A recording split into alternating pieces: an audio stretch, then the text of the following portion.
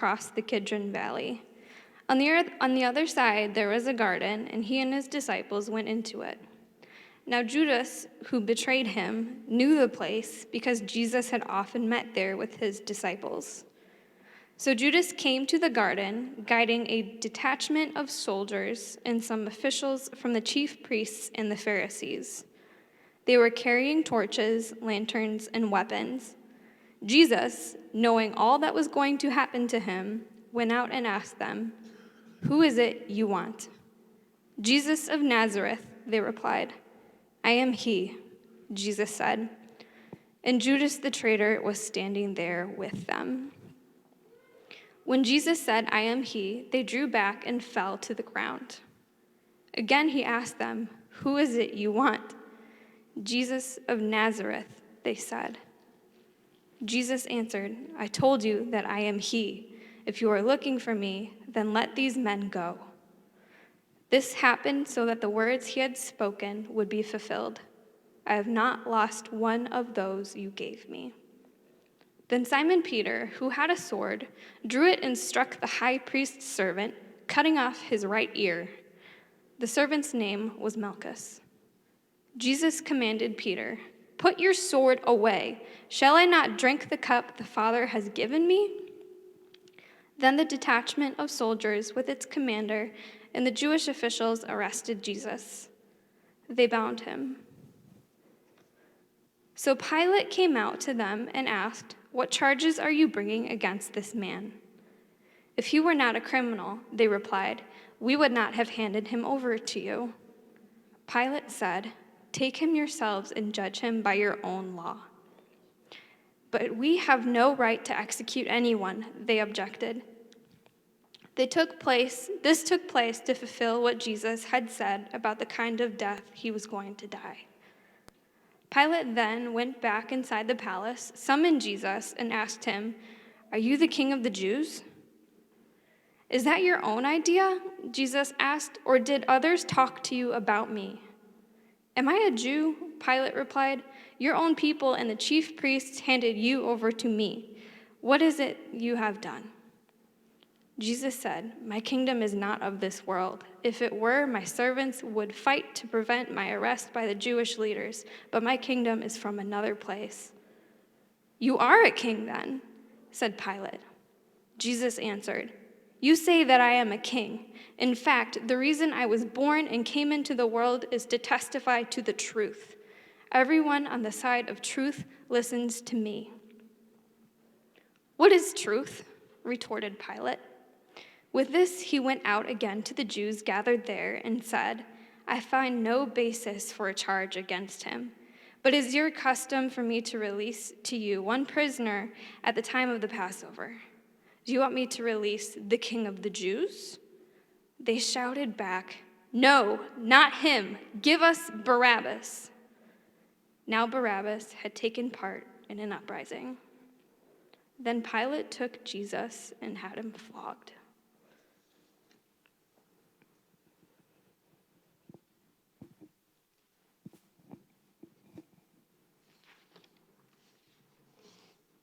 Continuing with John.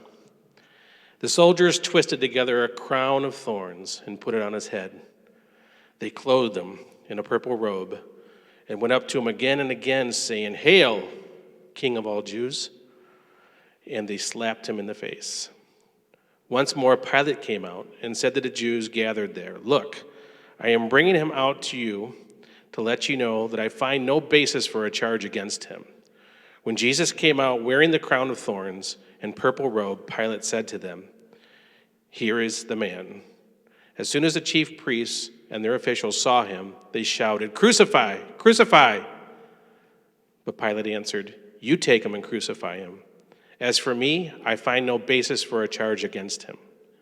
The Jewish leaders insisted, "We have a law, and according to that law he must die, because he claimed to be the Son of God."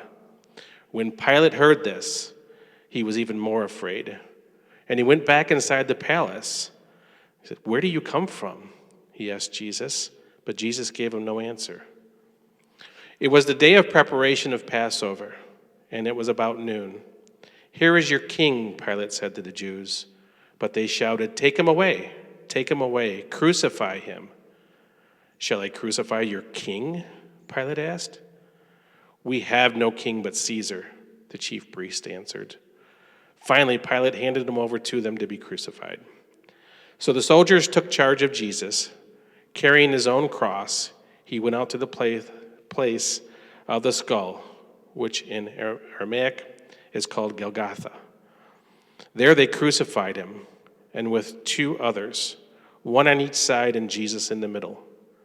Pilate had a notice prepared and fastened it to the cross. It read, "Jesus of Nazareth, the King of the Jews." Many of the Jews read this sign, for the place where Jesus was crucified was near the city, and the sign was written in Aramaic, Latin, and Greek. Later, knowing that everything had now been finished, and so the scripture would be fulfilled, Jesus said, "I am thirsty." A jar of wine vinegar was there, so they soaked a sponge in it, put the sponge on a stalk of the hyssop plant, and lifted it to Jesus' lips. When he had received the drink, Jesus said, "It is finished." With that, he bowed his head and gave up his spirit.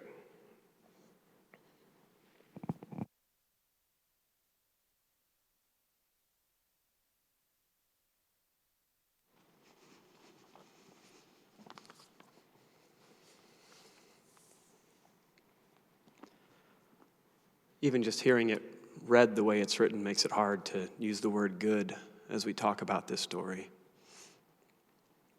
Would you join me in prayer for our time together as we continue? Jesus, help us once again to connect to what this story means for us, what it is you went through, what it means that you're king, and how much more tragic that makes what you endured for us. That you, our King, would do that to save us, Lord.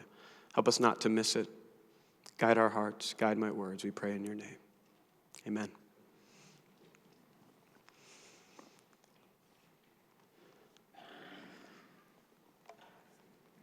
This passage that we just read takes place early in the morning on the day of preparation. We see here, and we didn't read all of it, but we see here in this gospel and in others that Jesus goes with his disciples to a garden, a place to pray, a place to process, and a place to grieve for him. This story that we just read starts with an incredibly vulnerable, undeniably human picture of Jesus, praying with his friends, pleading with his Father, with God, processing the pain that he would endure, and resolving to go through all that we just read anyway, in spite of knowing what was to come. As we just heard told to us, Jesus allows himself to be arrested rather than fighting back. When the guards come and they don't even know in the dark of the early morning who is Jesus, he identifies himself to protect his disciples. He stops them from fighting to save him because he knows what this evening would mean for him. Even in that moment, their king, their leader, telling them not to protect him and protecting them with his own life, showing us what's about to happen as we get through the rest of the story. But they run into a problem because the people who want Jesus dead are the religious leaders. And they don't have, as we just heard, the power to execute anybody. The Roman government didn't allow them to do that. They needed the Roman government to sign off on it. And as we heard, the religious leaders didn't want people to follow Jesus. They didn't want them to see Jesus as king because he claimed he was God. He claimed he was the Son of God and he was equal with God. So they take the trial, and it goes from a trial of heresy and of blasphemy to a trial of Jesus versus the authorities of this world on trial in front of the Romans. And here's where this idea that Jesus is king comes out again and again, in this back and forth between Pilate and the Jews and Jesus. This trial that was really about, is he the Son of God? Can we kill him for saying that? Turns into this weirdly quizzical Pilate. Pontius Pilate actually kind of trying to get to the bottom of this, kind of digging. At a certain point, it seems like he's genuinely curious. And he seems even surprised, as we heard Ron reading, you want me to crucify your king? Almost as if he believes it himself, as if he's seeing Jesus for who he really is. But as one commentator puts it, this story, we see two things taking place. A story of the passion. Once Jesus arrives at Pilate, there's this scene outside where Pilate's talking to the religious leaders, and this scene inside where he's genuinely sort of curious about Jesus, maybe sarcastically at first. But he starts to ask these questions. And Pilate steps out of the Roman palace and listens to the accusations against Jesus. And they don't really make a whole lot of sense. The story keeps changing as we read. And Pilate's not persuaded. And he comes back inside to speak with Jesus. And they have this conversation about whether or not Jesus is really a king. He asks this question. He's like, "Are you a king?" And Jesus says, "You say so." And as sarcastic as Pilate says, what is truth? Are you really a king? He refers to Jesus as king for the rest of the story. He asks, "Do you want me to crucify your king?" The sign reads, "Here is Jesus the Nazarene, King of the Jews." This is the conversation that they keep engaging in. And he's not convinced. Pilate's not convinced, like many people in our world, maybe us even tonight, that Jesus is king. Because if he's king, how could he be beaten and tied up and mocked and bloodied and naked and eventually nailed to a cross? What kind of king is that? Pilate comes back outside and he's like, "I don't think this man has done anything deserving death. This man's innocent. Not only is he a king, he's above reproach. He's a pretty good king. He's not done anything wrong." He offers to release him, and the Jews say, "You can't do that. This man has claimed to be God." Pilate's taken back by this, as maybe even we are. It's easy to picture Jesus as God when we forget the gory details, but what sort of God would be beaten in silence? Allow someone to put a crown on his head that's made of thorns, allow himself to be nailed to a Roman execution cross. And go back inside and Jesus is flogged. He's whipped within an inch of his life. And he's mocked. And these guards come to him and they kneel before him and they say, "Hail, King of the Jews," and they slap him, mocking him. What kind of king is that? And then Pilate brings Jesus outside, dressed like a king, in a purple robe, with a crown, surrounded by armed guards. And he says, "This is the man. There he is, the King of the Jews." And we hear the shouts of, "Crucify him, take him away."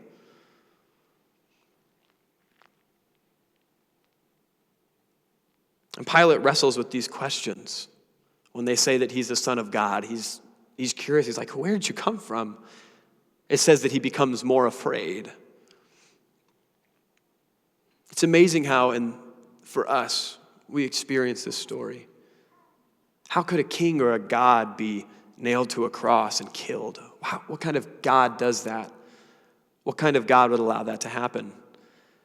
I think of Pilate, the one who has the power over this king, over this God in this situation, who seems, he's the one who's calling the shots. And how much harder it would be for him to see him as a king. And yet he starts to wonder. He starts to wonder if maybe there's something to this. Perhaps Jesus is more than a teacher. Maybe he is a king. Maybe he is God. And Pilate's not so sure the Jews are right. Finally, as opposed to releasing Jesus, he releases an actual criminal, an actual revolutionary, and the innocent stays in chains in his place and is sent off to be crucified.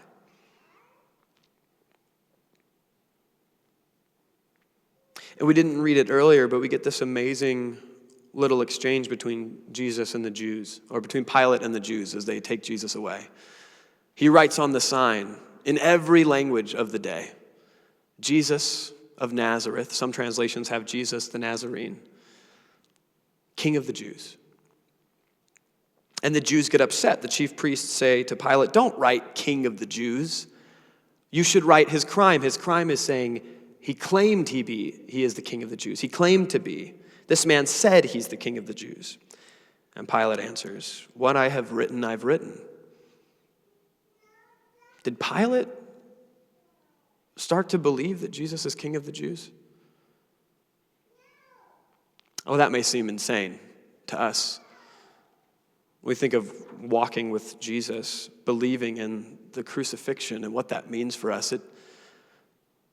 We're equally as crazy, aren't we, in some respects? How could a king suffer like this? How could a God suffer like this? How could that be right? What sort of God is that? And with all these questions unanswered, not knowing what Pilate actually thinks, Jesus is taken away. He carries his own cross through the city to the highest point where all would be able to see him as they come in and out. This is what the Romans would do. They would crucify you where anyone could see you as a deterrent. It says in the passage we just heard read, many Jews come and they see this sign that says he is King of the Jews. Jesus is portrayed as a king in this story. We talked about it on Palm Sunday, how he enters Jerusalem with all the bearings of a king. And here, even the person with the power over life and death, who can kill Jesus or spare him, acknowledges this in some way. Enthroned on a cross in the highest place in the city where everyone coming in can see him, Jesus has the inscription, Jesus the Nazarene, King of the Jews, over his head.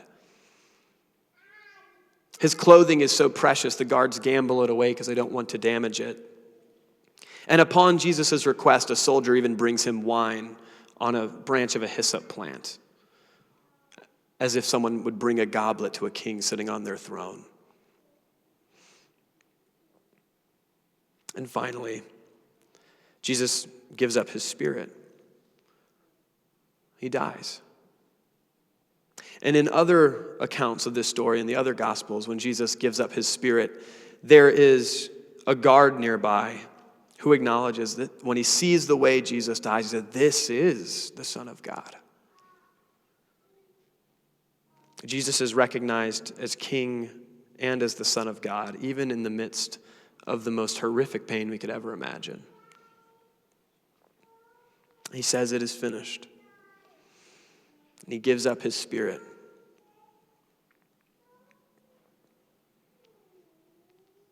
If we took the pain and the suffering out of this story, we would have all of the pieces of an inauguration ceremony.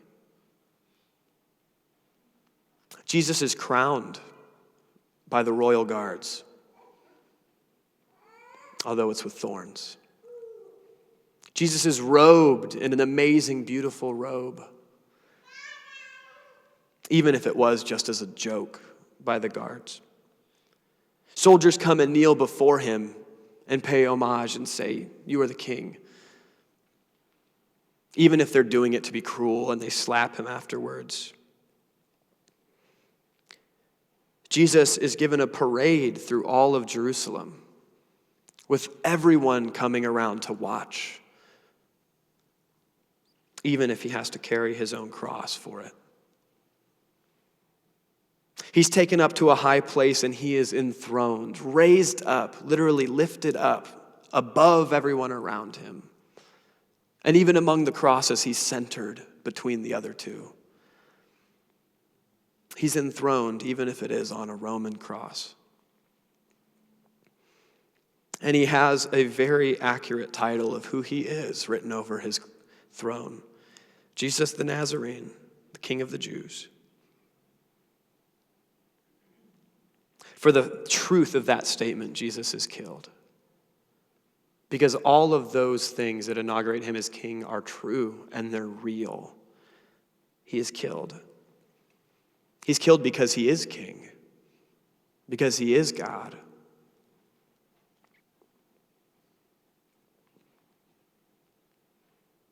And just like the arrival of a new king promises prosperity and security to a kingdom, Jesus' death on the cross inaugurates his rule and reign for us.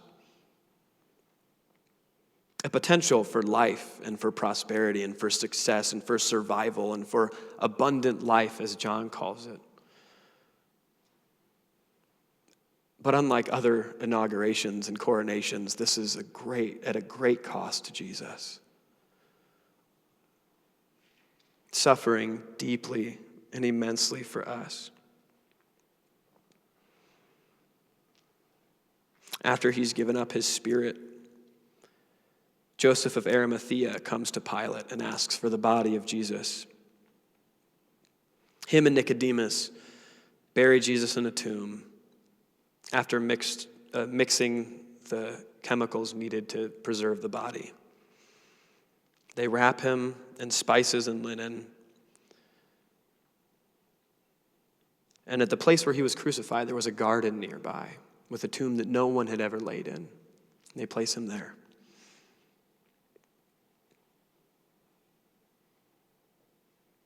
And for us on Good Friday, that is where the story ends.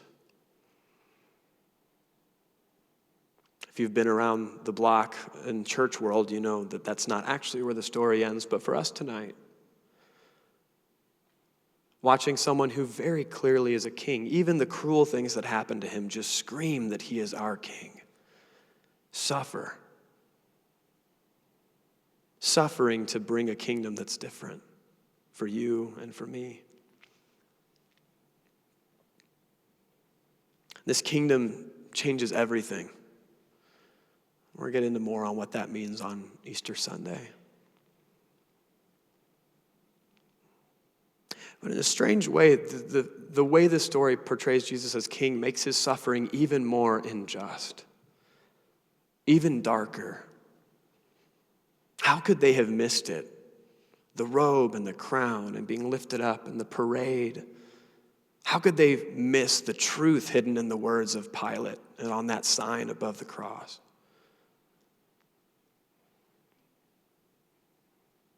I think by remembering how deep the suffering of Christ was on Good Friday, it might help us not to forget. It might help us not to forget that he is king. That's what Good Friday was all about, him becoming our king at a great cost to himself, so that things could be different for us. Rather than like so many kings we've heard of in our world, so many leaders in our world who it's about them, Jesus gives everything to be our king so that we can follow him. I'm going to invite the band to come back up as we prepare to close our time together. As if it's not enough that a person died for us, as if it's not enough that a king died for us, God, the Son of God, died for us. The depth of love that we see in this story,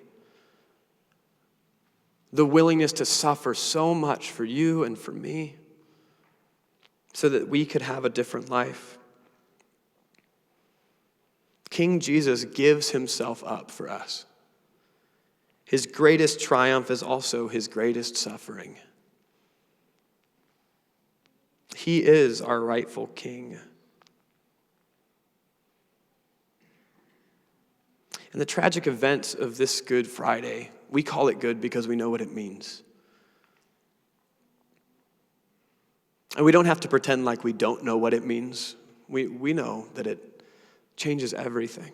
We're going to celebrate that on Easter.